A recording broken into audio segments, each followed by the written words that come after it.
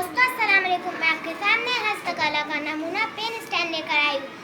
बहुत ही आसान सीधी सादी बेकार चीज़ों की मदद से ये स्टैंड तैयार करके लाई हूँ। मुझे उम्मीद है आपको ज़रूर पसंद आएगा। एक प्लास्टिक का खाली डिब्बा ली और कागज़ की गोल बत्तियाँ यानी स्ट्रॉ बनाई। बेकार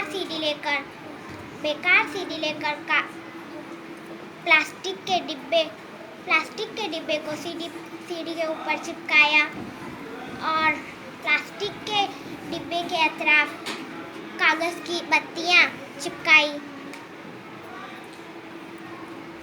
सीडी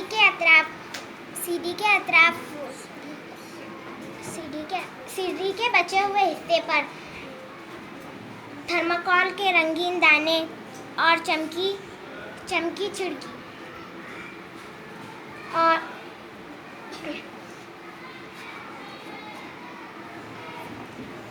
ये सब चीज़ों की मदद से मेरा पेन स्टैंड तैयार हो गया। शुक्रिया।